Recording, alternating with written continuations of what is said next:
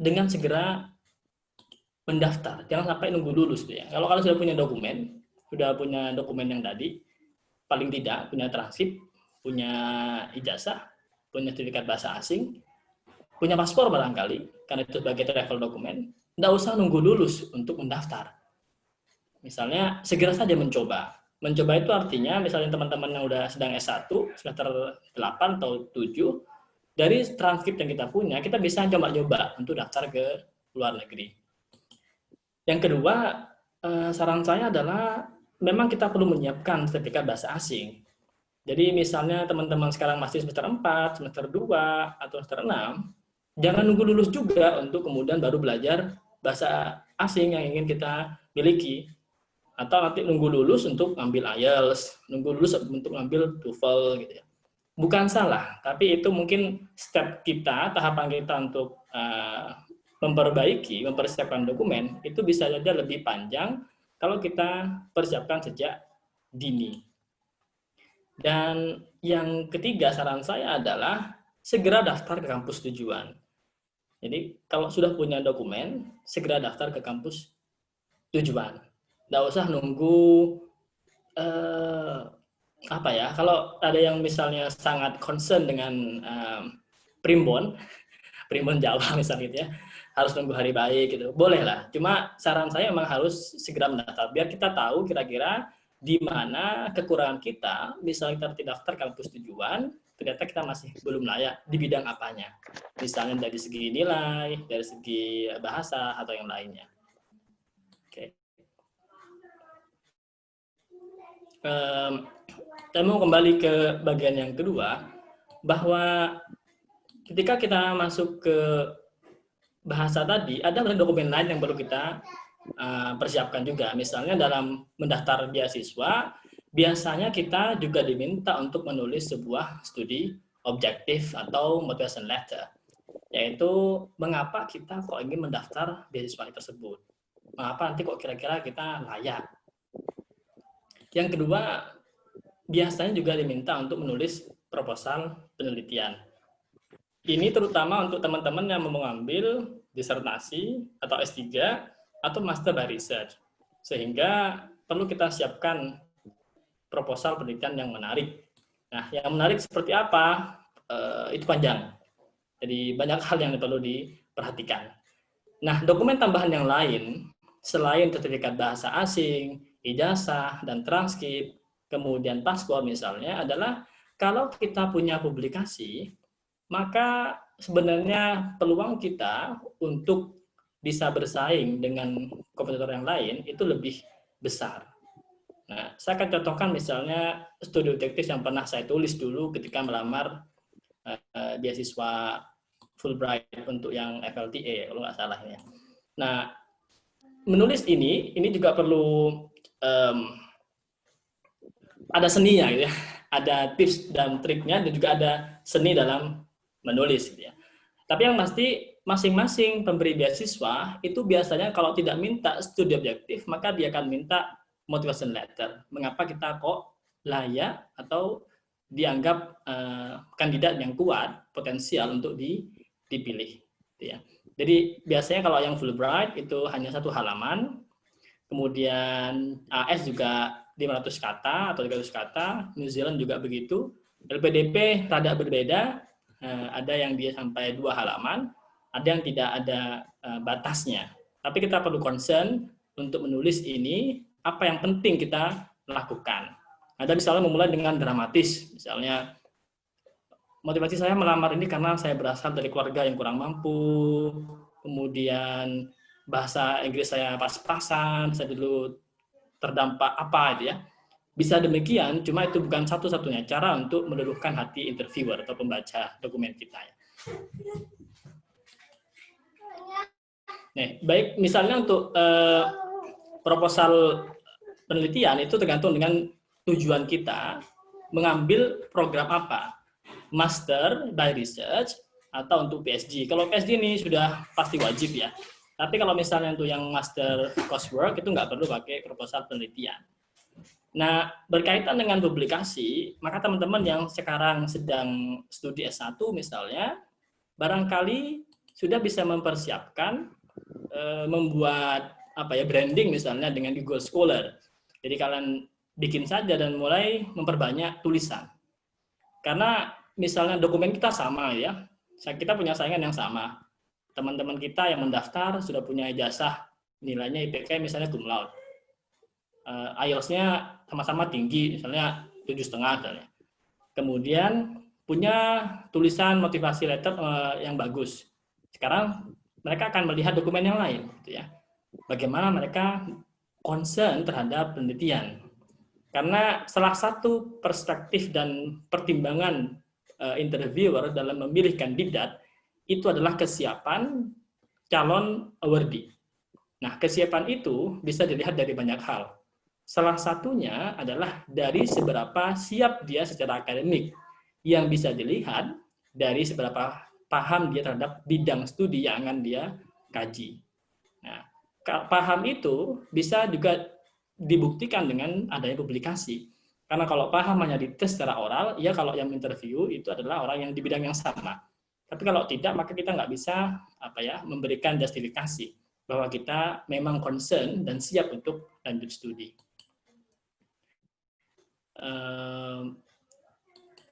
Mohon maaf, saya salah dulu. Waktu Ya, kurang berapa menit? 3 menit lagi. Oke. Berarti ini yang terakhir. Saya sendiri, teman-teman semuanya, sudah puluhan kali ditolak oleh beasiswa. Jadi saya sudah mulai mendaftar beasiswa itu sejak semester 3, dan saya lanjut daftar terus sampai setahun setelah saya lulus, tahun setengah lah setelah saya lulus. Dan saya merevisi berkali-kali tulisan motivation letter saya atau studi objektif, karena itu menjadi salah satu poin penting dalam pendaftaran beasiswa, dokumen yang dibaca. Selain CV ya, CV itu biasa semua diminta, tapi yang pasti misalnya teman-teman nulis CV, yang penting itu bukan seberapa banyak list kegiatannya atau list prestasinya, tapi role-nya apa di balik kegiatan yang kita ikuti. Kemudian dari kegagalan tersebut, maka yang paling penting saya kira kita perlu persisten ya, perlu konsisten dalam mencari informasi, menjaga minat, menjaga mood, dan menjaga mimpi yang kita sedang bangun. Nah, dari situ kemudian akhirnya muncullah novel kami yang diangkat dari perjalanan hidup sebenarnya ketika mulai mendaftar beasiswa. Barangkali teman-teman ada yang sudah pernah baca atau belum, bisa buat selingan masa pandemi untuk membaca novel ini. Terima kasih Mbak Ima, barangkali tidak ada yang ingin ditanyakan bisa disampaikan. Baik, terima kasih saya ucapkan kepada narasumber kedua kita.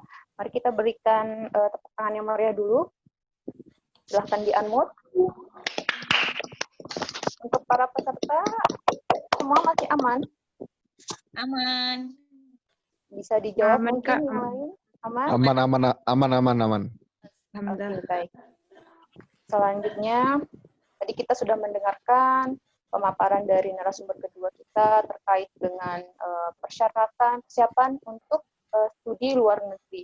Itu ada beberapa poin yang saya tangkap di situ, di antaranya 3 hal sebenarnya yang paling inti, yaitu pertama, lengkapi semua persyaratan, kemudian jangan pernah takut untuk mencoba, dan segera daftarkan diri, jangan ragu, jangan pesimis, pokoknya harus percaya diri, seperti itu. Untuk mengefisienkan waktu, baiknya kita langsung saja masuk ke sesi berikutnya, sesi yang sudah ditunggu-tunggu oleh kita semua, bukan hanya peserta saja ya, sesi tanya-jawab. Jadi dalam sesi tanya-jawab ini akan berlangsung insya Allah selama kurang lebih 30 menit. Kemudian untuk sesi tanya-jawab, kita akan berikan kesempatan kepada 3 orang penanya. Kita akan berikan kesempatan kepada 3 orang penanya. Kemudian bagi para peserta yang ingin bertanya langsung, silahkan komen di forum, kemudian nanti langsung ketikkan bertanya langsung, seperti itu. Nanti saya akan menyebutkan atau memilih 3 orang penanya yang akan bertanya langsung kepada kedua narasumber kita. Nah, kemudian untuk pertanyaan lainnya yang tidak melalui bertanya langsung, itu silahkan tetap sampaikan pertanyaan teman-teman atau rekan-rekan pada kolom komentar atau pesan yang nanti juga akan saya bacakan. Kalau misalkan waktunya cukup, nanti saya akan bacakan semuanya.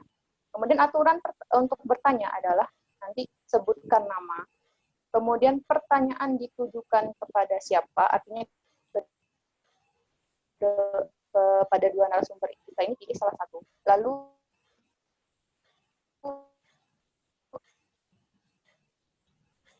kemudian sebutkan pertanyaan rekan-rekan. Tolong disampaikan secara terang, jelas, dan langsung.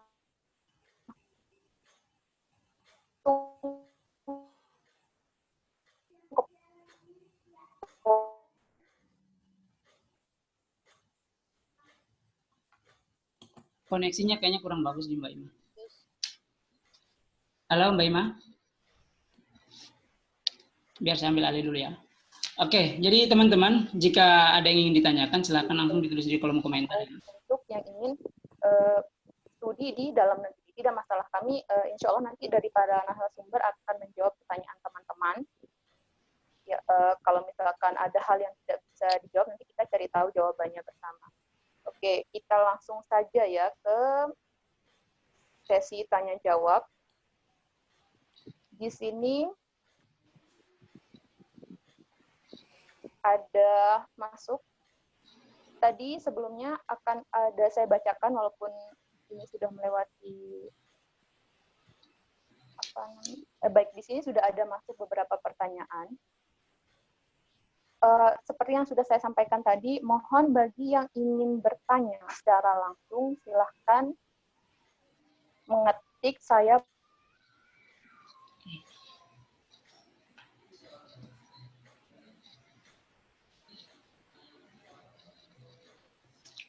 Hilang lagi sinyalnya.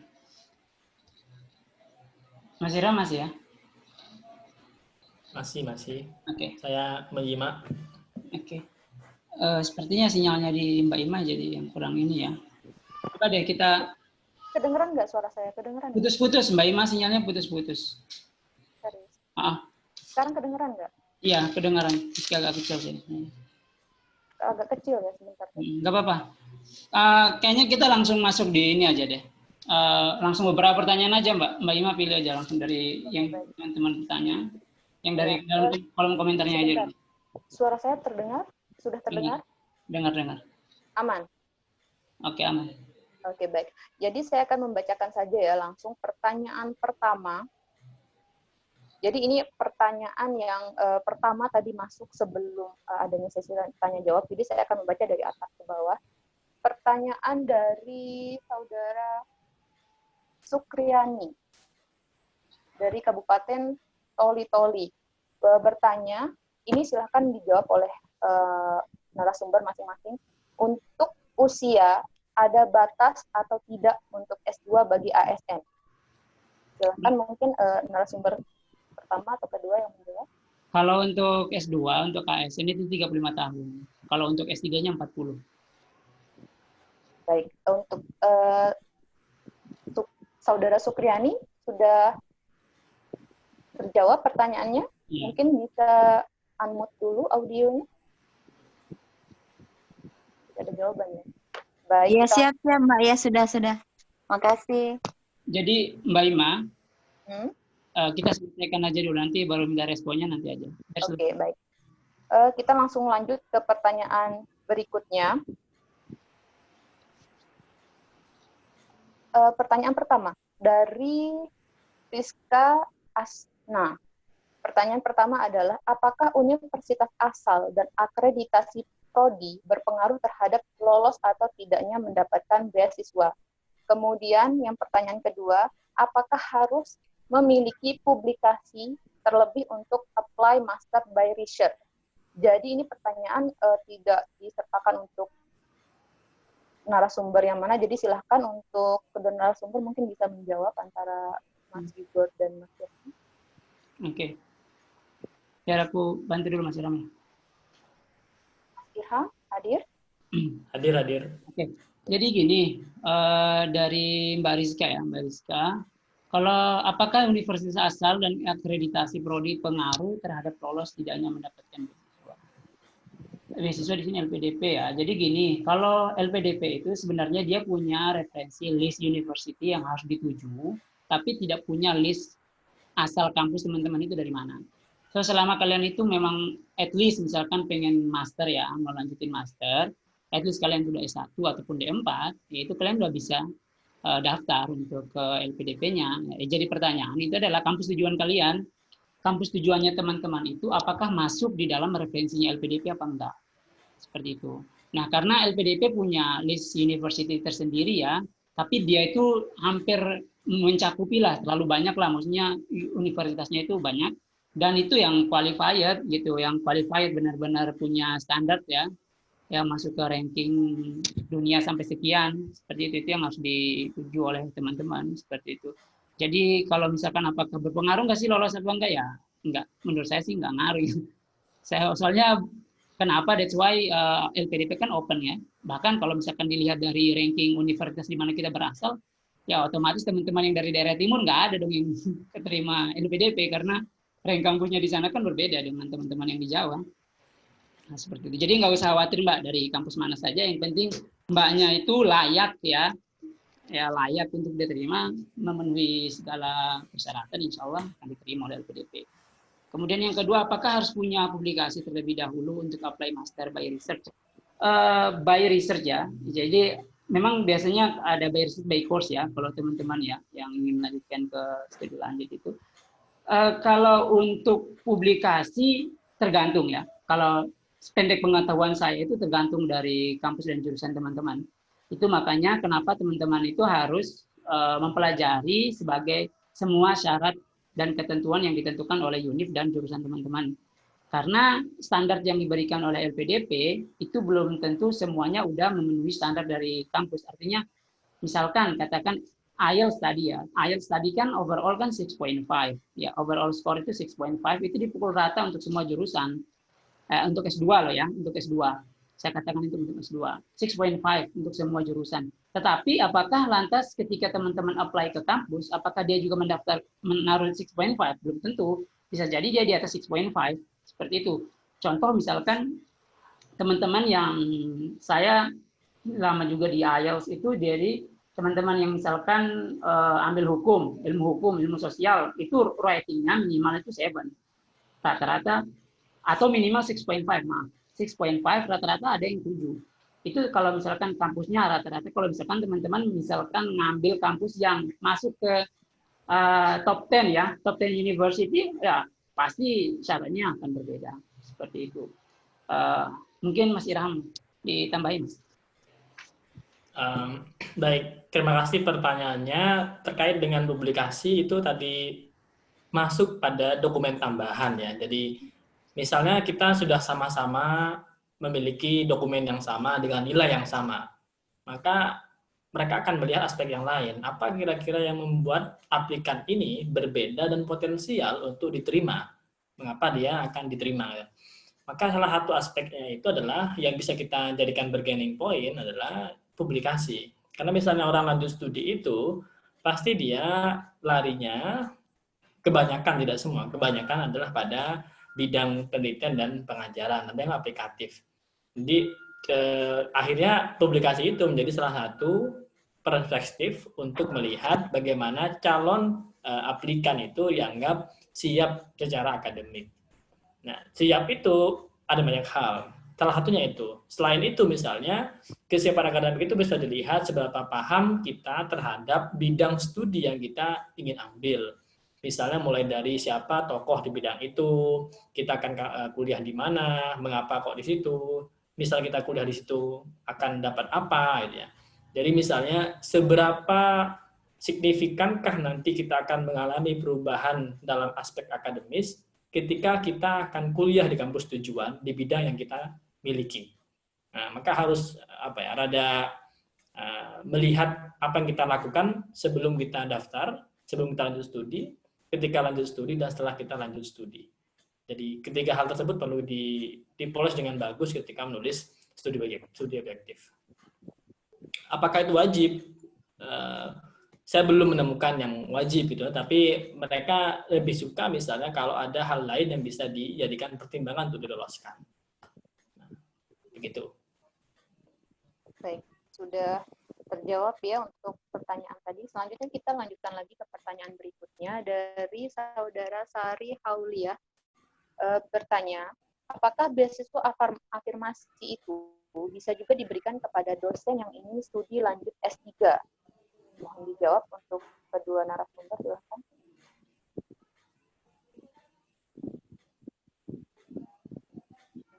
Narasumber, suara saya terdengar? Halo Mbak Ima, suaranya nggak terlalu ini barusan, sorry. Dari siapa tadi?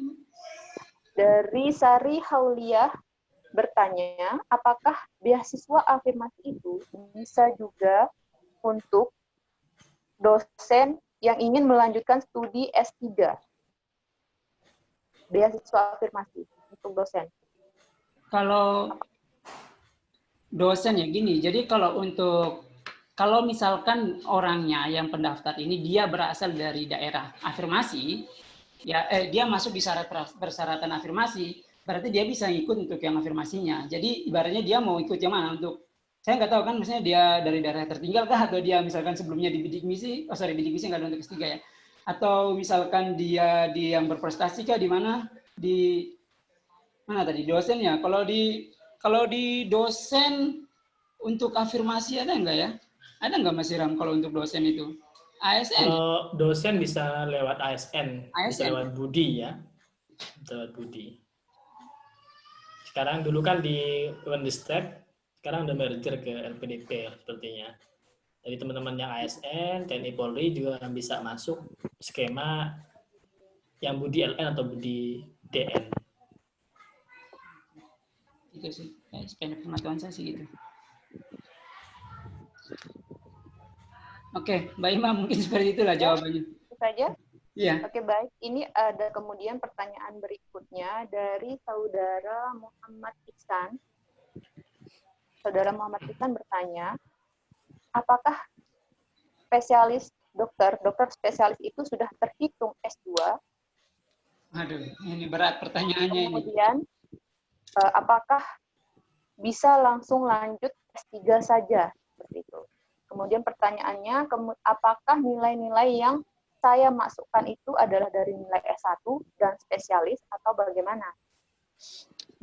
Gimana yang terakhir tadi? Silakan dijawab. Jadi Untuk itu pertanyaan dari saudara Muhammad Ihsan. Oke, jadi gini ya, kalau untuk kedokteran, to be honest, kalau untuk kedokteran, sebaiknya teman-teman langsung ke websitenya saja ya. Kalau untuk kedokteran, saya khawatirnya nanti memberitahu malah menyesatkan gitu. Karena tentunya kami lebih tahu tentang jalur yang kami tempuh ya. Seperti itu misalkan dari reguler ataupun dari afirmasi yang lainnya. Jadi kalau untuk kedokteran, karena saya juga bukan anak kedokteran dan saya ambil jurusan itu, dan saya sampai sekarang untuk satu kampus dan satu PK belum ada yang kedokteran, ya dia punya jalur sendiri, jadi mohon maaf. Ya, saya katakan saya belum bisa menjawabnya. Khawatir nanti menyesatkan. Mas Ira mungkin bisa membantu, Mas. Sumber kedua bisa membantu menjawab. Saya tidak punya cukup pengetahuan untuk itu ya. Tapi bisa dilihat misalnya dari dokumen terbaru nanti di website LPDP terkait persyaratan. Ya, seperti itulah. Kami menyampaikan apa yang kami tahu saja, yang bisa kami jawab. Oke, baik. Jadi mohon maaf untuk saudara Muhammad Ihsan. Mungkin nanti bisa dibaca-baca lagi ya di manual buku petunjuk yang dari LPDP terkait beasiswa spesialis. Gini deh Mbak Ima, nanti saya bantu share ini ya materinya ya untuk ini, biar nanti teman-teman bisa yang kedokteran yang pertanyaan kami yang belum bisa kami jawab bisa. Oh, teman-teman belum mendapatkan materi ya? Maksudnya tidak download sendiri? Ya belum mereka belum download kayaknya sih, saya nggak tahu udah download atau belum. Biar nanti saya bantu. Oke, baik, nanti bisa dibantu oleh narasumber sama ya, oleh Mas Yugo, nanti dibantu share saja materinya. Kemudian kita langsung lanjut saja ya ke pertanyaan berikutnya, yaitu dari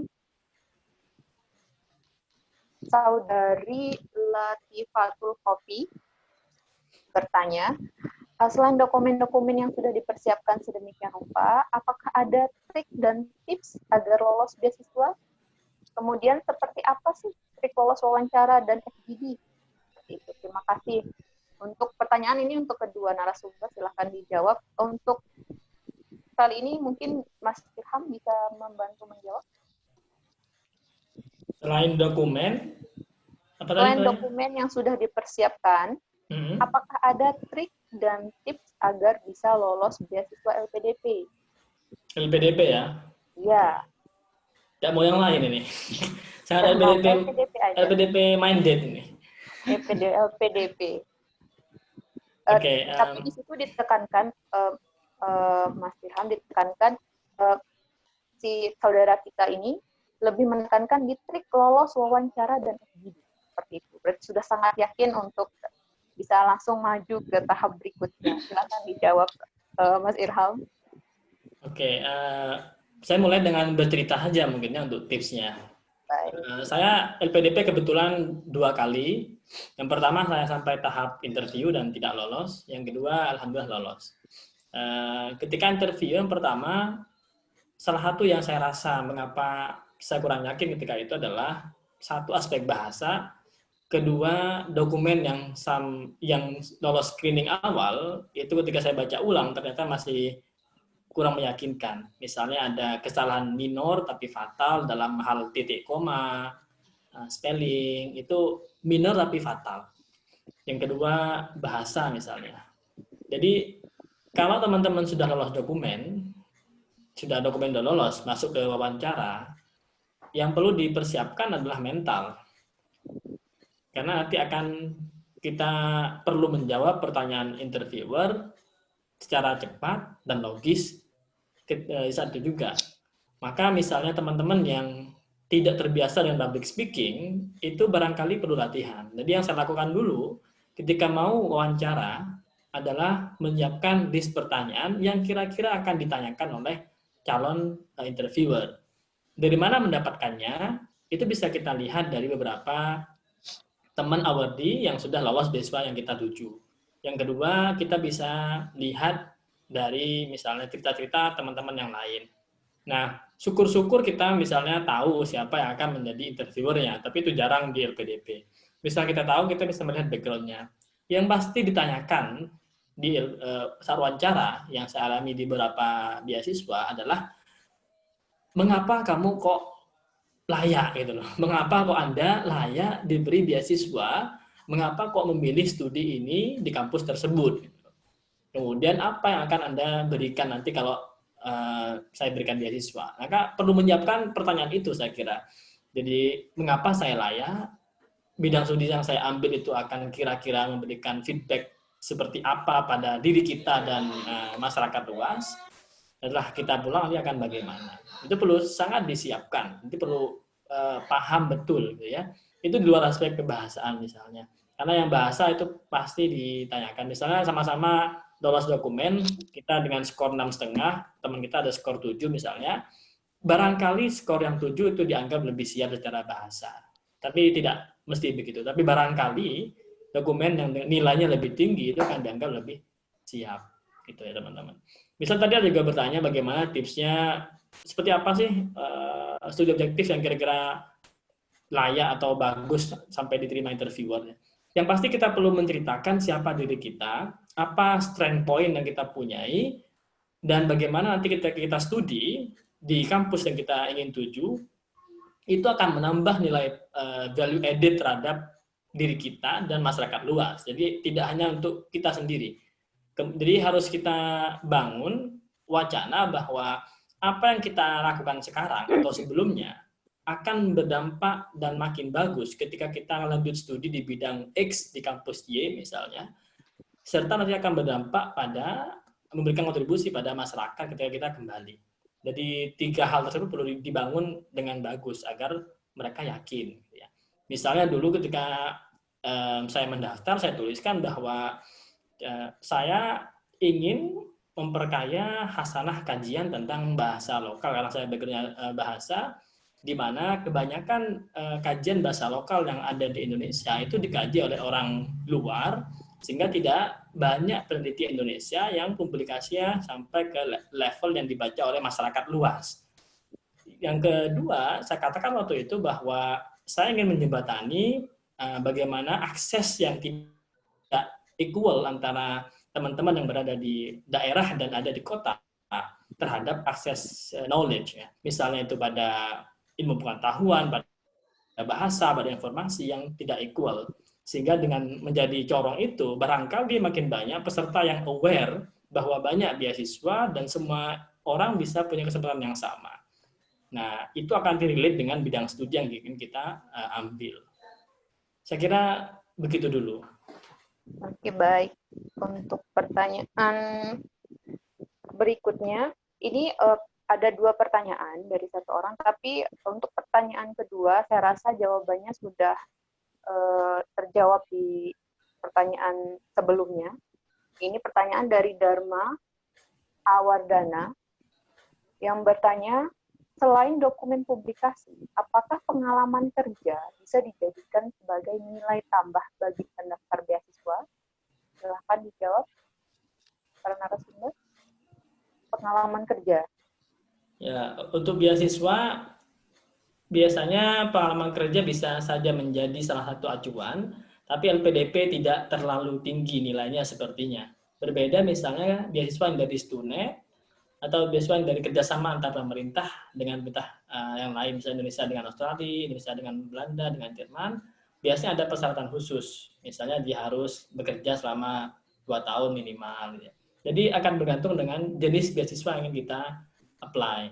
Nah, jadi saran saya kalau teman-teman berminat untuk studi, maka pahami terlebih dahulu pemberi beasiswa itu apa kira-kira sukanya. Ya. Dia suka aplikan kayak apa. Dia suka memberikan beasiswa itu pada profil awardee yang seperti apa. Di mana melihatnya? Lihat di visi misinya. Ya, lihat di visi misinya. Berarti kita sesuaikan ketika menulis studi objektif dengan visi misi yang mereka punyai. Itu saja? Ya, itu saya kira begitu. Oke, baik. Ini sebenarnya ada beberapa pertanyaan yang sama, sehingga saya tidak menyebutkan pertanyaan yang sama 2 kali. Jadi mohon untuk para audiens untuk mendengarkan secara baik jawaban dari narasumber, karena di situ ada banyak pertanyaan yang sama seperti itu. Kita langsung lanjut ke pertanyaan berikutnya. Ini dari saudari Rima Handayani. Pertanyaannya ditujukan kepada narasumber kedua, Mas Irham. Pertanyaannya adalah, untuk mendaftar beasiswa, khususnya S3, studi objektif seperti apa sih yang benar-benar membuat reviewer tertarik dan menambah peluang kita untuk bisa lolos beasiswa ke luar negeri? Silakan jawab. Oke, untuk S3 ya. Untuk S3 yang grade-nya perlu disiapkan lebih itu pada proposal. Ya, pada proposalnya. Jadi ada banyak skema. Saya tidak tahu mbaknya nanti akan beasiswa dari dalam negeri, beasiswa dari pemerintah negara tujuan, beasiswa dari research konsorsium di tempat kampus yang akan dituju, atau dari mana gitu ya. Misalnya untuk yang beasiswa dari pemerintah Indonesia, maka sekali lagi kita perlu melihat beasiswa itu visi misinya apa, mencari aplikan seperti apa. Misalnya dia ingin mencetak generasi emas tahun 2040 yang fokus pada pengembangan infrastruktur misalnya. Maka barangkali proposal yang dianggap layak dan bagus bagi mereka yang kira-kira relevan dengan tujuan mereka. Misalnya untuk yang AS gitu ya, mereka sudah punya bidang studi tertentu, sehingga ada proporsi yang berbeda terhadap bidang-bidang yang misalnya sosial humaniora dengan yang eksakta atau sains. Seperti apa yang menarik proposalnya? Nah, itu rada panjang pembahasannya ya. Jadi yang pasti kita perlu tahu dulu kita akan daftar lewat skema yang mana. Kalau dari luar negeri, ya, kalau dari luar negeri, dari kampus atau dari pemerintah negara tujuan, maka silakan dilihat bagaimana korelasi hubungan bilateral misalnya antara kedua negara tersebut dan apa bidang studi yang mereka sedang ingin gencarkan untuk dikembangkan. Nah, proposalnya harus masuk dari bidang itu. Misalnya nih ya, yang sosial humaniora untuk yang AS ataupun LPDP itu kan proporsinya tidak sebanyak misalnya yang tentang bidang yang lain, misalnya yang arsitek, misalnya yang pembangunan, dan lain-lain.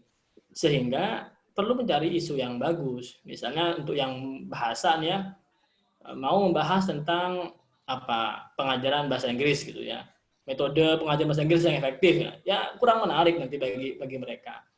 Nah, berbeda misalnya kita bungkus misalnya bagaimana hubungan antara spiritualitas terhadap pengajaran bahasa asing gitu ya. Jadi kita yang budayanya multikultural dan di sana dengan berbagai macam keyakinan, apakah nanti akan ada pengaruh terhadap pengajaran bahasa yang kita sampaikan. Misalnya yang Muslim mengajarkan bahasa yang non-Muslim misalnya itu ya. Jadi bagaimana gitu ya. Atau misalnya yang juga menarik misalnya untuk yang bahasa, bagaimana akses terhadap bahasa asing misalnya sekarang itu kan saya katakan tidak fair gitu ya. Jadi kalau teman-teman sadari sebenarnya sedari awal kita belajar bahasa asing, bahasa Inggris misalnya, itu sudah tidak equal. Karena di daerah misalnya, tidak semua sekolah tersebut memiliki akses terhadap bahasa Inggris. Padahal untuk daftar beasiswa, perlu bahasa Inggris. Perlu tes TOEFL. Kenapa perlu tes TOEFL, perlu tes IELTS gitu kan ya. Padahal itu bukan bahasa kita, misalnya mau begitu, mau engkel-engkelan. Kemudian karena kita di awal nggak sama, maka biasanya ketika kita daftar pun sudah nggak sama. Start kita belajar bahasa asing udah nggak sama.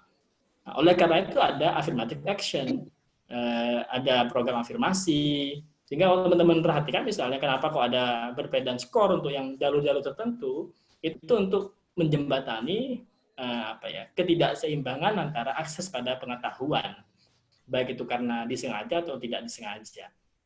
Nggak bisa misalnya kita yang selalu kita berada di daerah yang kurang akses terhadap bahasa Inggris bisa kemudian serta-merta bersaing dengan teman-teman yang ada di kota yang punya akses lebih banyak terhadap bahasa Inggris. Misalnya kalau ingin punya TOEFL atau IELTS skor 7 gitu ya. Maka effort kita yang dari daerah misalnya mungkin lebih banyak daripada yang di kota karena lingkungan akses itu berbeda. Nah, isu-isu itu bisa menarik kalau kita mau kaji untuk S3 atau yang master by research dibandingkan misalnya mengkaji metode pengajaran speaking atau writing gitu ya. Kalau yang bidang lain saya kurang paham gitu ya. Apa kira-kira yang menarik? Pokoknya dicari visi misinya dari pemberi beasiswa. Oke, Saya kira demikian dulu Mbak Ima. Oke, baik. Kita lanjutkan ke pertanyaan berikutnya. Ini ada pertanyaan dari Afri Meldam untuk kedua narasumber. Pertanyaan pertama, seberapa besar peluang seorang aplikan lolos beasiswa LPDP reguler jika jurusan S2 tidak linear dengan jurusan S1? Tapi sudah mendapatkan LOE dari salah satu kampus referensi LPDP. Seperti itu. Oh, pertanyaannya hanya satu. Ya, silahkan dijawab untuk narasumber. Pertanyaan ditujukan untuk kedua narasumber, silahkan dijawab. Peluang aplikan lolos reguler LPDP yang tidak linear S1 dengan S2. Kalau di dalam LPDP sendiri mensyaratkan untuk harus linear ya. Jadi untuk S1-nya dan S2-nya itu harus linear. Even nggak linear pun maksudnya nggak harus jauh banget gitu. Aku nggak tahu sih mbaknya itu atau masnya yang penanyanya ini kira-kira dia S1-nya apa, S2-nya mau diambil apa gitu. Kalau misalkan seperti sini ya, ini juga menjawab pertanyaan yang ada yang misalkan sains S1 kemudian S2-nya teknik gimana. Kalau misalkan masih ini nggak apa-apa. Saya S1-nya di fisika, S2-nya di teknik fisika. Sains di S1-nya, S2-nya di teknik fisika, it's okay. Selama memang kita benar-benar nggak terlalu jauh banget gitu ya untuk perbedaan untuk jurusan yang pertama dan yang kedua kita ambil. Cuman di syarat yang di LPDP itu diberikan memang harus teman-teman harus mengambil yang linear seperti itu. Even walaupun udah dapat unconditional offer ya dari kampus tujuannya bisa jadi pertimbangan. Cuman kembali lagi ya ke dasar bahwasanya syarat dari LPDP itu dia harus linear seperti itu. Mas Iram mungkin ingin ditambahkan. Saya kira sudah cukup dari Mas Yugor ya untuk yang itu. Barangkali ada yang lain yang lebih relevan untuk saya jawab. Thank you. Oke, kita lanjut saja ya ke pertanyaan berikutnya karena ini sebenarnya waktunya sudah habis, tapi kita tambahkan saja 10 menit lagi karena masih ada cukup banyak pertanyaan yang belum dijawab. Kita lanjut ke pertanyaan berikutnya dari saudari Maria Bernadetta. Ini ada 2 pertanyaan untuk narasumber pertama. Pertanyaannya adalah mohon penjelasannya tentang beasiswa LPDP BIT. Dan untuk narasumber kedua, pertanyaannya adalah gambaran untuk mendapatkan LOE conditional dan unconditional. Dan bagi dong pengalamannya untuk membuat sebuah publikasi. Itu pertanyaan untuk narasumber kedua. Silahkan dijawab dulu untuk pertanyaan nomor 1, Mas Igor. LPDP apa tadi katanya, Mbak? LPDP BIT. Apakah ada LPDP? BIP ini apa ya? Saya juga baru dengar nih BIP ini. Coba ditulis di kolom komentar, Mas. Siapa penanya? BIP itu apa ya? BIT Maria Bernadetta. Oke, kalau begitu lanjut ke pertanyaan kedua. Silakan dijawab dulu, Mas Irham. Atau ada yang bertanya langsung? Nggak ada ya? Nggak ada ya? Iya. Perlu ada giveaway mungkin dari Mas Yugor nih.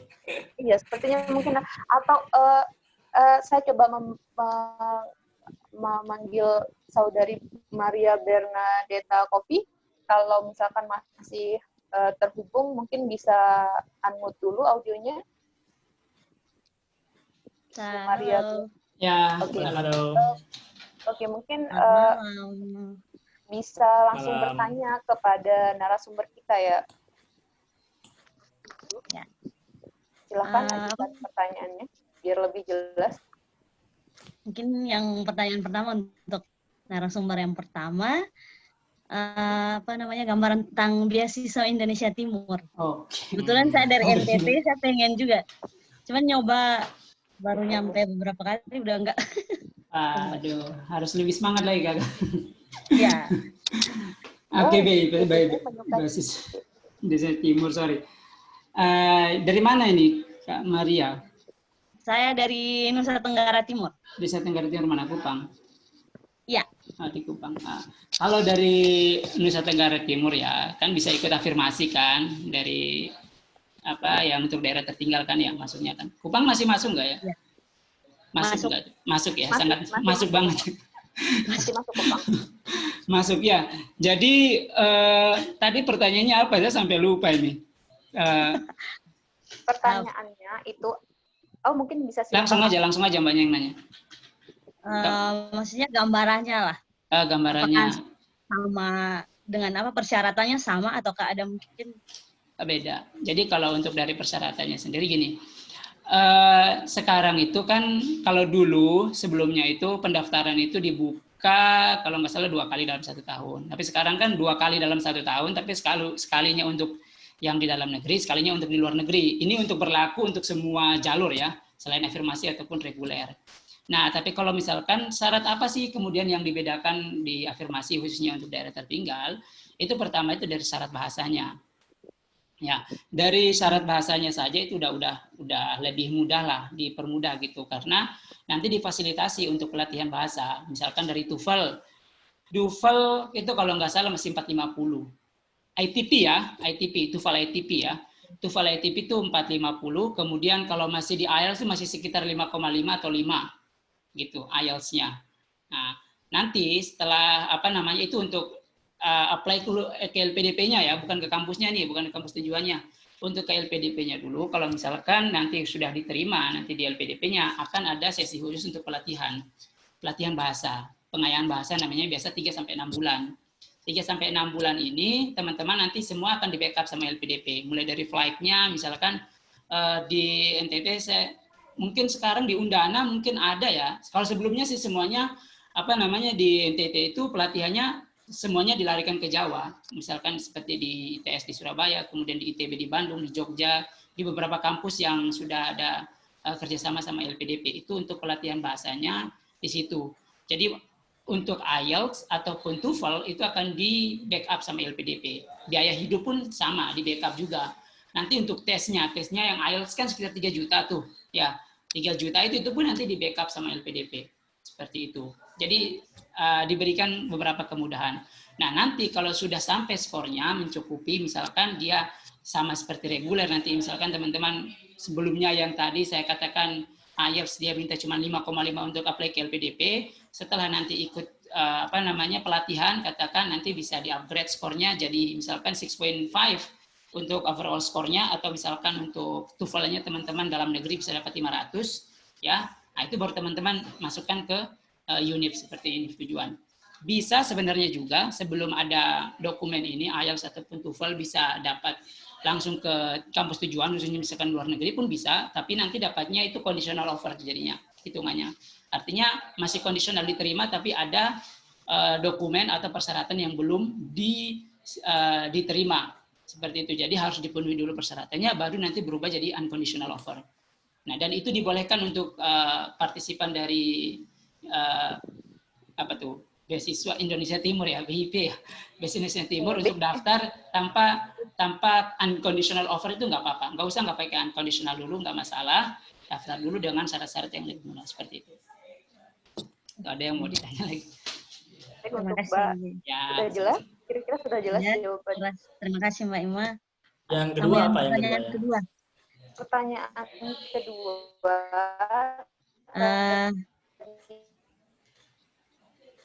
Halo? Ya, pertanyaan kedua apa tadi? Sampai lupa. Ya, silakan Kak Mary. Ya.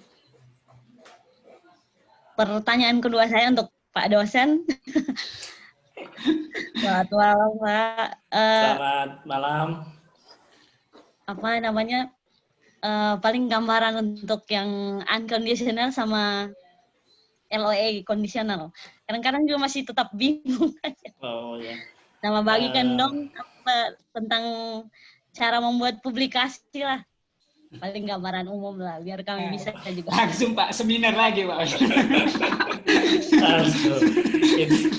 Publikasi itu baik. Saya akan coba jawab dengan singkat ya. LOA itu untuk yang kondisional itu biasanya ada beberapa syarat. Bisa jadi satu karena masalah bahasa yang kurang, yang kedua mungkin karena ijazahnya belum dikirim untuk yang versi legalisir aslinya. Pengalaman saya dapat LOA kondisional itu karena dua hal tersebut. Jadi saya dulu ketika lulus S1 berbekal ijazah dan transkrip itu saya coba daftar ke kampus di Australia.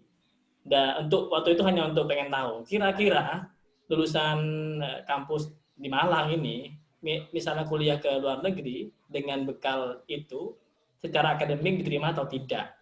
Maka tadi saya sampaikan tipsnya adalah silakan teman-teman kalau udah punya dokumen daftar saja dulu ke kampus tujuan. Paling tidak untuk mengetahui kita sebagai calon mahasiswa secara akademik layak apa tidak di sana. Baru nanti cari beasiswa gitu ya. Kalau misalnya sudah lengkap dokumennya, bahasa sudah selesai, kemudian sudah punya ijazah, bisa kita lengkapi. Gitu. Untuk publikasi, gimana mempersingkatkan ya? Memang butuh proses kalau untuk publikasi. Jadi pertama, misalnya yang teman-teman sudah punya tesis gitu ya, itu bisa dijadikan salah satu bahan untuk dipublikasikan dengan cara memermak ulang, misalnya kolaborasi dengan dosen pembimbingnya. Gitu. Kalau boleh tahu Kak Mary ingin kuliah di mana dan di bidang apa? Kebetulan saya pengen ngelanjutin keperawatan. Cuman saya coba sharing dengan beberapa teman, katanya agak susah kalau mau langsung ke keperawatannya langsung.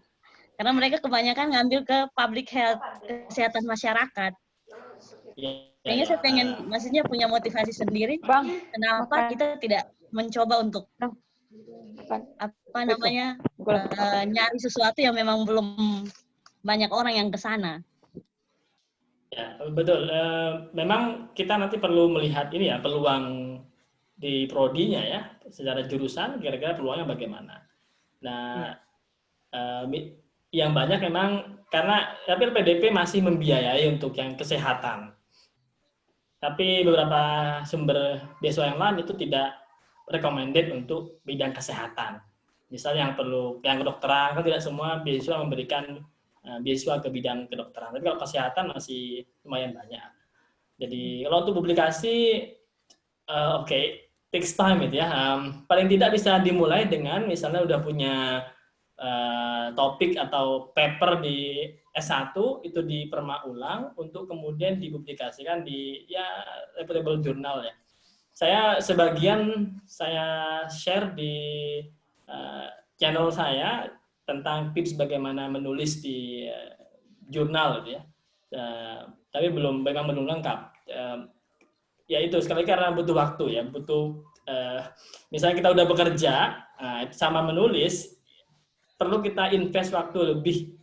Saya misalnya Kak Mary di keperawatan dan sedang bekerja di bidang itu, memang butuh waktu. Misalnya kita perlu waktu untuk baca buku yang baru, paper yang baru sambil bekerja, itu butuh waktu. Nah, ya kalau mau untuk investasi waktu, saya kira masih bisa kita usahakan lah untuk menulis itu. Karena menulis itu gampang-gampang susah. Kalau belum pernah menulis pasti rada susah. Kalau udah terbiasa akan lebih mudah nanti. Itu kan skill. Mungkin channelnya nanti Pak ya. Mohon Oh dibagikan. iya, iya. Kalau sudah mendaftar sudah subscribe ya. Oh Karena iya. menjadi syarat. Siap, Jadi, siap. Terima kasih. Ya, sama-sama. Baik, terima kasih untuk para narasumber yang telah menjawab. Ini ada pertanyaan, ingin bertanya langsung dari Saudari Sakinah Asa Lalita. Saudari Sakinah Asa Lalita, bisa mendengar suara saya? Mungkin bisa mengaktifkan audio. Saudari Sakinah. Oke, baik. Mungkin suaranya sudah off ya. Kita skip dulu ya. Jadi untuk Baru muncul sepertinya. Kemudian tadi untuk Mas Yugor, tadi ada beberapa peserta yang menghubungi saya, itu baru mau join. Mungkin bisa, kalau ada yang ini, mungkin bisa di-confirm dulu. Sorry ya. Oke. Udah. Nur Hafif. Sampai lupa. Sudah. Oke. Yang selamat bergabung untuk rekan-rekan yang baru bergabung di seminar atau diskusi kita kali ini. Begini, Bapak, ketuaan ya. Begini, kepada dua narasumber kita. Jadi ini tinggal ada beberapa pertanyaan saja yang tersisa. Mungkin saya rasa tidak apa-apa untuk dijawab langsung mungkin pertanyaannya. Kita habiskan saja malam ini langsung pertanyaannya karena tidak banyak yang tersisa. Jadi agar lebih melegakan kepada para penanya mungkin seperti itu. Bagaimana para narasumber? Tadi yang bertanya langsung siapa yang bertanya? Sakinah Asa itu sepertinya muncul, sudah ada. Nah, Asa Lalita. Asa Lalita. Iya. Bisa di. Ya, tapi jawab dulu pertanyaan saya, Bapak narasumber. Kira-kira kita akan habiskan saja ya pertanyaan tersisa. Kalau peserta masih standby, saya masih bisa lah standby. Iya, nanti kita jelasin gak ada orang juga gimana. Oke, baik. Oke, baik. Berarti tidak masalah ya kalau misalkan kita habiskan saja pertanyaannya. Oke, saya ini dulu untuk Saudari Sakinah Asa Lalita. Bisa mendengar suara saya, mungkin bisa mengaktifkan audio. Saudari Sakinah Asa Lalita. Ya, Assalamualaikum, selamat malam. Ya, silakan langsung ajukan pertanyaannya untuk siapa dan baru diikuti dengan pertanyaannya. Silakan. Oh, ya. Ini menanyakan kepada kedua narasumber, boleh? Ya, silakan. Boleh. Ya, mohon izin bertanya untuk kedua narasumber.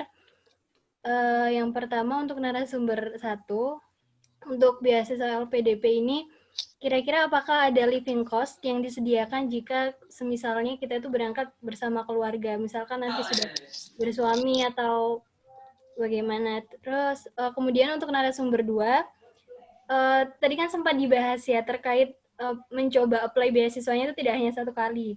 Nah itu kira-kira berapa banyak sih atau berapa kali kita itu bisa apply untuk beasiswa? Apakah ada batasannya atau bagaimana? Kemudian mungkin bisa dibagikan tentang terkait tips-tipsnya. Kira-kira kalau kita tuh mau memilih universitas yang dia itu memiliki apa ya, standar yang terbaik untuk jurusan yang kita pilih itu kira-kira bagaimana sih gitu untuk kedua narasumber. Oke, let me start ya. Jadi kalau untuk dengar ya, kalau untuk living allowance untuk keluarga sebelumnya itu ada untuk apa namanya S2, master itu ada. Jadi disediakan untuk misalkan kalau si cewek yang awardinya berarti suaminya kalau misalkan dibawa suaminya ya katakan ke tempat kuliahnya di luar tempat tinggal yang sebelumnya, berarti ada biaya yang diberikan juga kepada si suami dan untuk satu anak, ataupun sebaliknya seperti itu. Misalkan kalau si suaminya yang awardi LPDP, tapi ini kebijakan lama loh ya untuk S2 master, tapi sekarang ini hanya untuk berlaku untuk S3-nya saja seperti itu.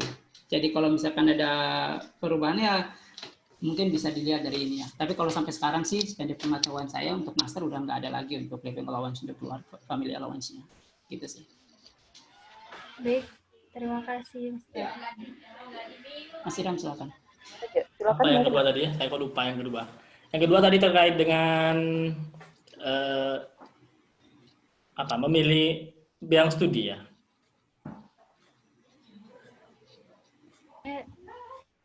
Iya, yang pertama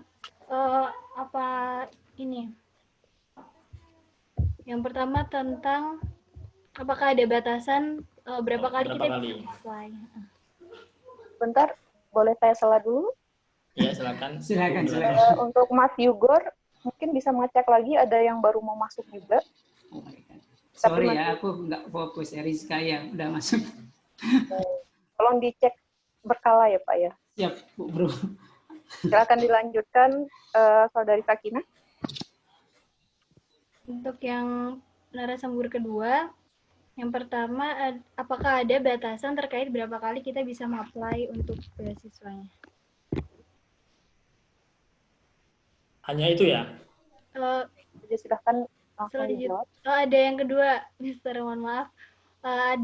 Apakah ada tips-tipsnya untuk kita itu bisa memilih universitas terbaik yang dia itu bisa standarnya itu terbaik yang sesuai atau linear dengan jurusan yang kita pilih. Kan kadang ada misalkan universitasnya itu terbaik, tapi ternyata itu terbaik pada bidang-bidang tertentu seperti itu. Oke, terima kasih pertanyaannya. Untuk berapa kalinya itu bergantung pada jenis beasiswanya. Kalau untuk LPDP, kalau masih gagal di tahapan dokumen, itu masih boleh berkali-kali kalau tidak salah ya. Terakhir itu kalau sudah gagal 2 kali ketika interview itu baru tidak boleh mendaftar. Untuk yang terbaru nanti bisa ditambahkan oleh Mas Yugor, kira-kira kebijakannya bagaimana. Kalau untuk yang beasiswa dari luar, misalnya Fulbright, AS, New Zealand itu tak ada batasan, kecuali nanti sudah batasan usia ya. Ada pula yang terbatas, misalnya di Belgia itu saya pernah daftar untuk yang dari universitas untuk konsorsium riset itu maksimal 2 kali. Jadi masing-masing beasiswa akan punya kebijakan yang berbeda. Nah, biasanya kalau untuk yang dari luar itu salah satu pertimbangannya adalah usia ya, termasuk juga LPDP. Misalnya untuk yang master maksimal 35, untuk PhD maksimal 40. Maka mumpung masih merasa muda teman-teman ini barangkali bisa segera mendaftar untuk studi. Tapi perlu tahu juga nanti kira-kira apa alasannya untuk kok mau susah-susah studi. Kan nggak ada yang bertanya, studi di luar negeri itu kira-kira enak atau tidak.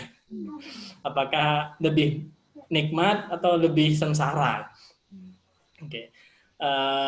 Yang kedua, kalau untuk bidang studi itu bisa kita lihat dari ranking ya, ranking kampus ataupun ranking bidang studinya. Sekali lagi itu bisa disesuaikan. Misalnya nanti Mbak Asa mau daftar ke LPDP, maka LPDP sudah punya list kampus tujuan tertentu serta bidang studinya untuk saat ini. Jadi misalnya untuk yang prodi sosial humaniora itu yang direkomended di mana. Tapi kalau secara umum kita bisa melihat di ranking universitas atau ranking jurusan di bidang studinya. Bagaimana melihatnya untuk menambahkan bargaining point? Maka kita bisa melihat dari siapa tokoh pokok di bidang studi kita yang ada di kampus tersebut atau mengajar di bidang studi yang kita ingin tuju. Itu bisa menjadi salah satu poin.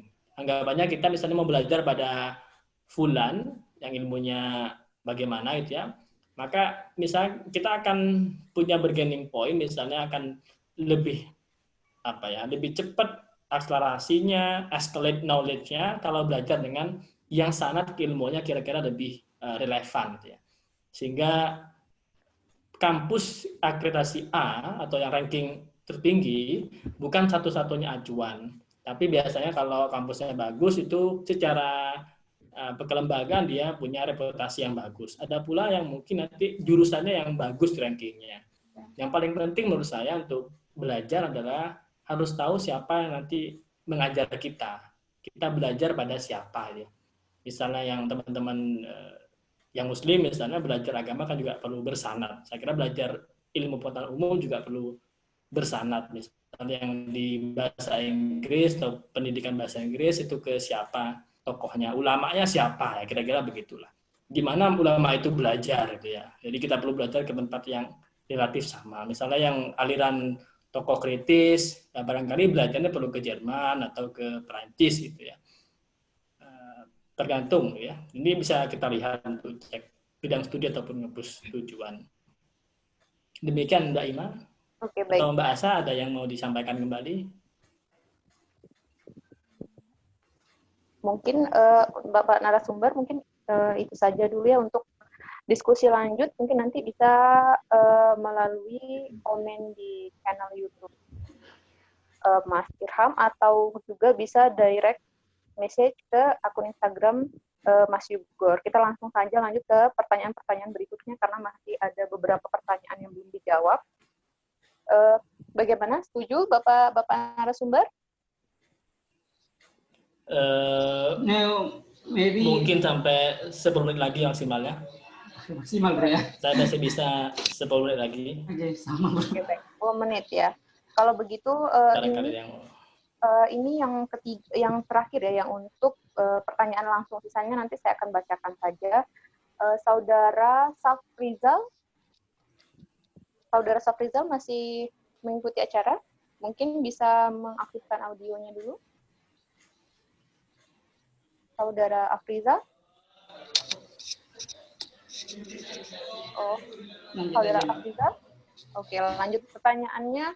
Apakah perlu dijawab atau tidak? Karena orangnya... Lanjut aja, teman-teman yang ada aja yang di... Oke, untuk pertanyaan berikutnya dari Agustin. Saudara Agustin, masih mengikuti acara?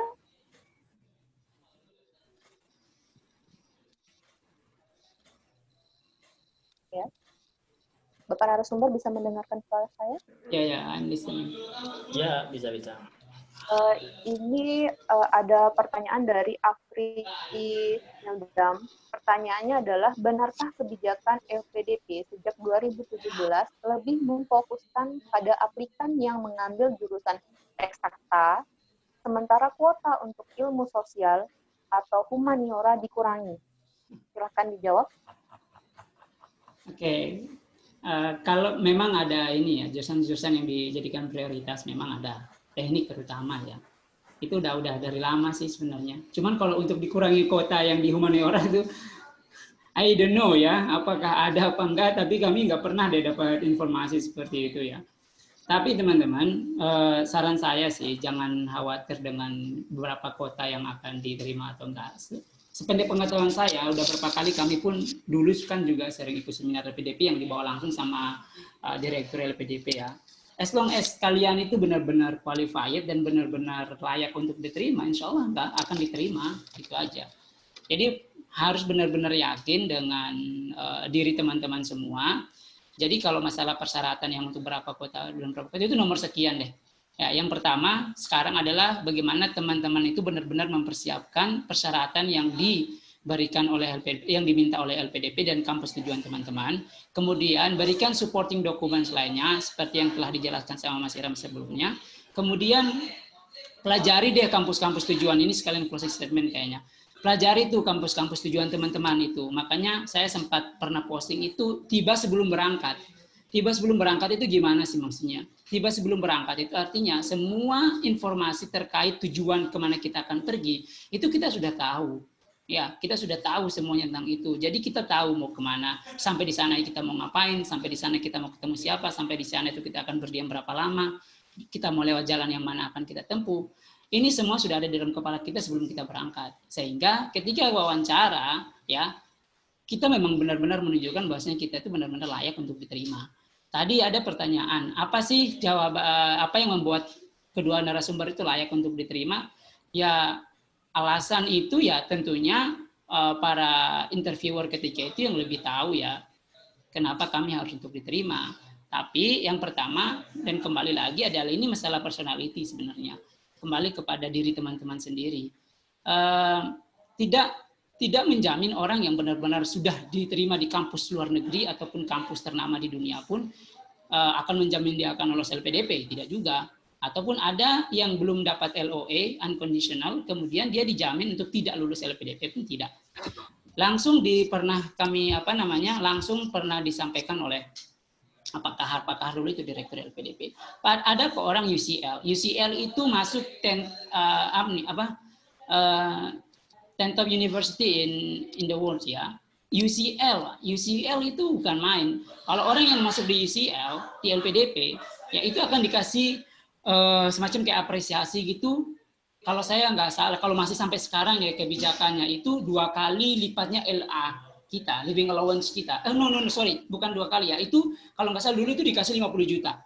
50 juta jika kita tembus ke 10 top university ya. Jadi kalau misalkan teman-teman anggap mau ambil ke Cambridge, ambil ke UCL atau mana, intinya adalah 10 kampus terbaik di dunia ya, itu akan dapat 50 juta dikasih sama LPDP ketika itu ya. Saya nggak tahu kalau sampai sekarang ini apakah masih apa enggak. Mungkin teman-teman bisa cross check lagi. Yang ingin saya sampaikan di sini adalah pernah suatu ketika calon awardee ketika itu dia sangat pede dengan dirinya dan dia yakin bahwa dia akan lolos ketika itu.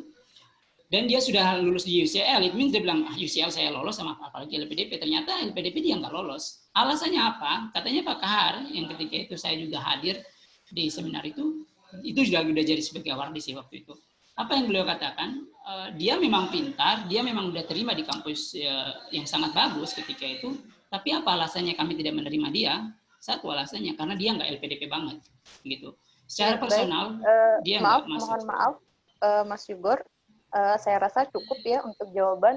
Kita lanjutkan ke pertanyaan berikutnya. Okay. Jadi ini akan saya bacakan secara singkat dan mohon juga dijawab secara singkat karena kita masih memiliki sisa waktu 5 menit lagi untuk sesi tanya jawab. Pertanyaan berikutnya dari saudari Nur Halimatus Sadiah. Kalau kampus tujuan dalam negeri, apakah dokumen ditulis dalam bahasa Inggris atau bahasa Indonesia? Silakan dijawab langsung.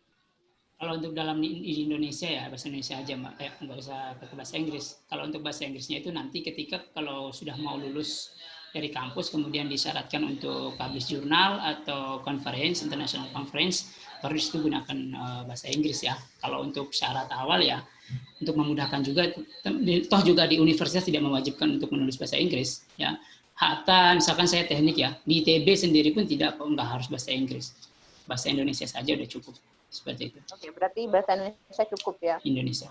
Oke, kemudian kita lanjut ke pertanyaan berikutnya dari Hidayat menanyakan jadwal pendaftaran untuk S3 LPDP itu yang dalam negeri atau luar negeri itu bulan apa ya? Seperti itu pertanyaan. Silakan jawab singkat. Kalau pendaftaran. Untuk tahun ini, karena COVID-19 ya, karena ada pandemi ini, jadi memang LPDP sampai sekarang belum mengeluarkan untuk kapan akan didaftar, kapan akan dibuka pendaftaran, ya. Untuk semua jalur, ya. Kita nggak tahu sampai kapan juga. Saya tadi malam terakhir saya kontak orang-orang LPDP, orang langsung dari LPDP saya kontak nanya tentang hal terkait. Memang belum ada keputusan dari LPDP kapan akan dibuka pendaftaran. Jadi sampai di waktu yang tidak ditentukan. Jadi saran saya teman-teman mendingan persiapkan untuk segala dokumennya, apalagi yang teman-teman pengen keluar negeri, persiapkan IELTS dari sekarang, karena IELTS tuh nggak bisa diduakan lah, butuh untuk konsentrasi dan manfaatkan kesempatan sekarang ini untuk persiapkan itu. Ya. Oke, untuk pertanyaan berikutnya ini ada dari Saudari Indriani.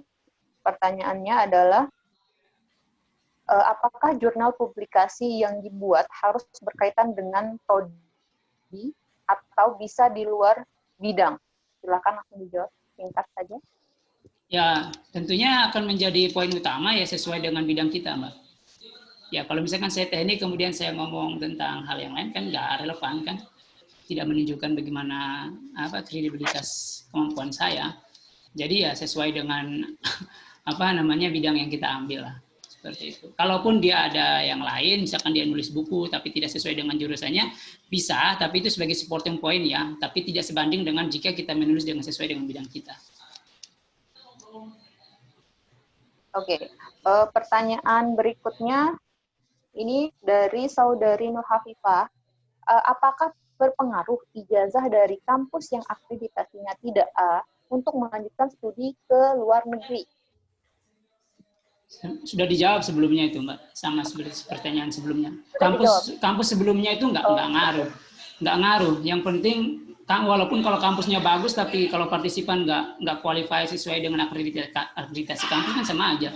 Jadi bukan mendingan sih, maksudnya walaupun kampus kita sebelumnya itu akreditasinya mau B, mau C, tapi kalau misalkan kita benar-benar qualified, kita benar-benar memumpuni, kita menguasai baik tentang bidang kita dan tahu arah tujuan kita, kampus kita, dan kita memenuhi persyaratan itu, ya it's okay. Seperti itu. Oke, terakhir ini dari saya, mewakili teman-teman peserta, mungkin ada pertanyaan atau dari teman-teman peserta ingin belajar bahasa asing, khususnya di bahasa Inggris, karena merupakan salah satu persyaratan penting ya untuk pendaftaran beasiswa, entah itu LPDP atau beasiswa yang lain. Adakah saran menurut narasumber atau sejenisnya yang bisa diikuti oleh peserta untuk bisa mengasah bahasa Inggris? Mungkin bisa dijawab oleh Mas Irham. Untuk belajar bahasa Inggris ya? Iya. Oke, anggaplah teman-teman mau lanjut studi di program S2 atau S3 yang menggunakan bahasa Inggris. Kalau yang dulu saya lakukan adalah saya mencari tempat kursus ketika lulus S1 karena tahu bahwa skor TOEFL saya masih kurang dari standar yang diinginkan. Sekarang mungkin bisa banyak hal dilakukan, misalnya ya cari kursusan, belajar mandiri, cari resource buku, atau belajar dari media daring, dan lain sebagainya. Ya, kalau daring enaknya accessible, fleksibel, tapi barangkali kurang enaknya belum bisa berdiskusi secara langsung dengan pengajar kalau dibandingkan dengan yang ada kursusan seperti itu ya. Barangkali Mas Yugor karena sebagai CEO IELTS Indonesia ada semacam kursus online kah yang barangkali bisa ditawarkan ke teman-teman. Kalau ada, mungkin saya bisa ikut tes IELTS.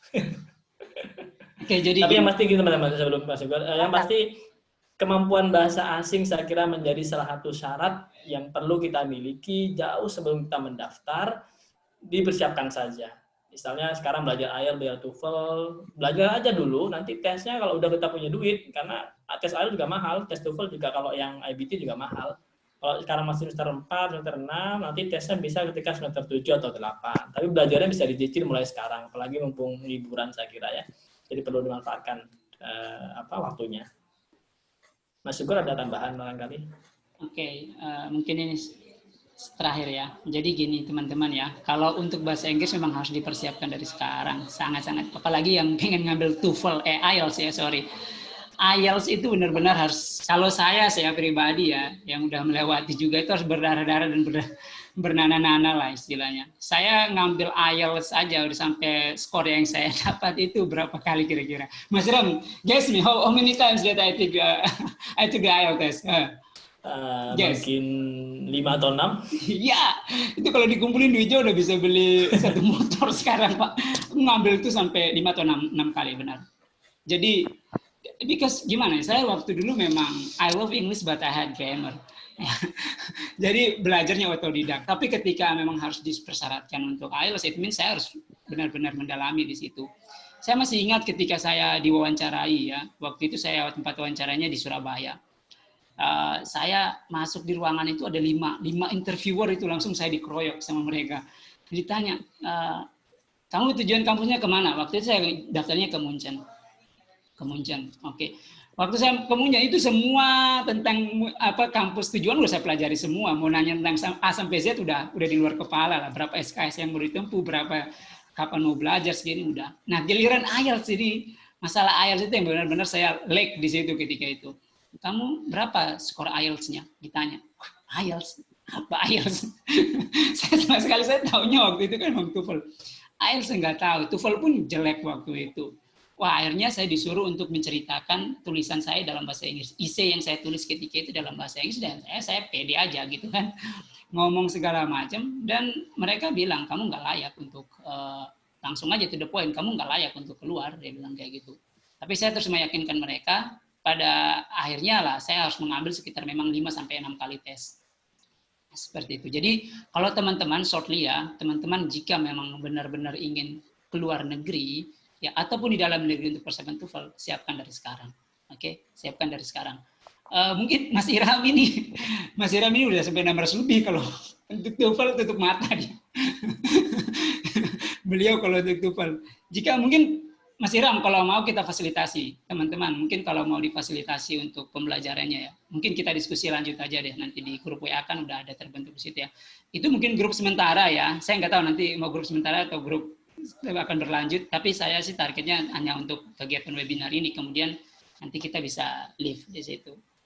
Nah, kalau misalkan teman-teman memang ingin agar kita bisa mengadakan untuk pelatihan untuk IELTS ataupun TOEFL ataupun general speaking ya, kalau misalkan jangan dulu masuk ke IELTS ya, kalau misalkan basic English-nya belum mantap ya, harus dipersiapkan dulu untuk basic English-nya, baru nanti yang arahnya ke IELTS ya. Nanti bisa kita diskusi lanjut di grup lah, gitu aja. Oke, baik. Sudah dijawab ya oleh kedua narasumber kita semua pertanyaan. Saya rasa sudah dijawab semua pertanyaannya. Kalau dirasa misalkan dari peserta sendiri belum ada yang belum terjawab pertanyaannya, atau mungkin ada pertanyaan lain, mungkin nanti bisa langsung seperti yang sudah saya sampaikan sebelumnya, bisa langsung mengirimkan direct message ke akun Instagramnya Mas Yugor, atau bisa komen langsung di channel YouTube-nya Mas Ilham. Itu nanti bisa langsung ke sana. Nah, saya rasa cukup sampai di sini dulu untuk sesi tanya jawab kita. Saya bisa menyampaikan 2 kalimat sebelum diakhiri. Oh, silakan. Baik, terima kasih pertama saya sampaikan ke Mas Yugor yang sudah sukarela mengadakan kegiatan ini, dan Mbak Ima yang sudah membantu kegiatan ini, serta kepada teman-teman peserta yang sudah hadir. Semoga semuanya dimudahkan dalam mencapai mimpi dan tujuannya. Tetap istiqomah dalam menjalankan apa yang diimpikan, dan kita bisa belajar bersama-sama. Dan yang kedua, terima kasih yang sudah mendukung channel dengan subscribe. Barangkali kalau nanti ada waktunya kalian merasa subscription teman-teman itu tidak merasa tidak lagi bermanfaat atau berfaedah, silakan di unsubscribe ya. Misalnya yang kemarin karena pendaftarannya perlu mensubscribe channel saya dan follow akunnya Mas Yugor. Jika ada masanya kalian merasa itu mubazir, silakan di unsubscribe, karena saya tidak ingin menambah kemubaziran di akun kalian semuanya. Tapi jika dirasa ada manfaatnya, silakan diteruskan dan dibagikan ke teman-teman yang membutuhkan. Ada mungkin yang bisa kami bagikan di sana, di akun kami, yang bisa kalian nikmati secara kapan saja. Tapi barangkali ada yang mungkin butuh diskusi lebih lanjut, barangkali butuh platform yang lain mungkin ya Mas Yugor. Bisa diskusi lebih banyak ya. Terima kasih banyak, semoga sukses semuanya teman-teman semuanya. Terima kasih banyak. Sampai jumpa di lain kesempatan. Informasi tambahan Mbak Ima? Ya, silakan. Oke, ini saya juga ucapkan banyak terima kasih ya kepada Mas Irham yang sudah meluangkan waktunya untuk di kegiatan ini, juga ke Mbak Ima yang sudah membantu. Sebenarnya Mbak Ima lagi sakit sekarang gitu. lagi nggak enak badan. Alhamdulillah sekarang. Alhamdulillah, semoga lekas sembuh Mbak ya. Mohon maaf kami udah mengganggu waktunya.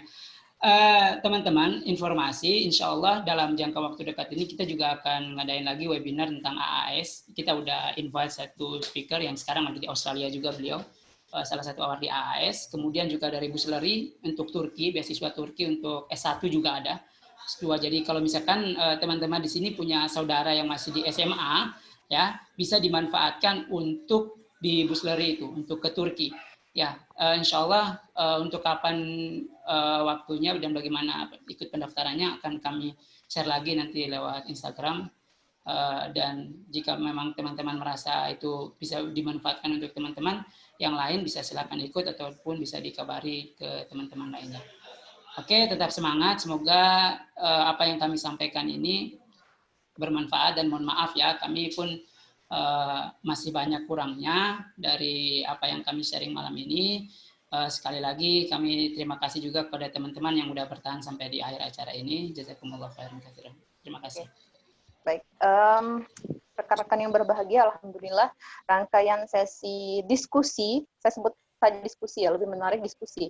Rangkaian diskusi kita pada malam hari ini alhamdulillah telah terlaksana dengan cukup baik saya rasa. Mudah-mudahan materi yang telah disampaikan oleh kedua narasumber kita bermanfaat dan menambah semangat rekan-rekan semua untuk melanjutkan studi baik di dalam negeri ataupun di luar negeri. Terakhir, saya juga ingin mengucapkan terima kasih kepada kedua narasumber yang telah meluangkan waktunya di malam minggu ceria ini. Karena jarang ya ada orang yang benar-benar ingin meluangkan waktu di malam minggu. Malam minggu itu kata orang-orang malam tamat, Pak. Jadi terima kasih saya ucapkan kepada dua narasumber, kemudian kepada rekan-rekan audiens juga yang begitu antusias menyimak kemudian bertanya tentang banyak hal. Mari kita berikan tepuk tangan dulu untuk audiens kita. Silakan. Terima kasih semuanya. Sebelum ini sebagai penutup saya ingin menyampaikan kepada semua rekan-rekan juga jangan gampang menyerah, tetap semangat, berjuang, serta jangan lupakan untuk berdoa agar semua urusan, kemudian cita-cita kita semua mudah terwujud. Dan terakhir, tetap jaga kesehatan, jaga jarak, karena ini kita masih dalam masa judulnya new normal, tapi masih proses transisi ya. Oke, mohon maaf juga atas jika ada kesalahan baik dari tutur kata yang kami sampaikan selama saya memandu acara ini. Saya rasa itu saja ya untuk pertemuan kita kali ini. Semoga berkah dan bermanfaat. Sekian dari saya. Assalamualaikum warahmatullahi wabarakatuh. Sampai jumpa. Waalaikumsalam. Nggak bisa, bro. Nggak bisa dari aku. Iya. Nggak bisa, coy. Udah lah. Thank you semuanya. I'm leaving. Terima kasih. Nggak bisa. Terima kasih. Makasih Bang. Yuk, makasih ya. Enggak. Nanti lanjut chat aja. Mas Maria, saya dari Alor. Kalau misalkan ada tanya-tanya nanti langsung ini saja ya. Ditunggu yang AS. Siap, Bos. Siap laksanakan, Kapten. Oke ya, saya tutup ya semuanya. See you next time. Bye-bye. Jadi Awardi ya, jangan lupa. Selamat malam. Bye. Bye.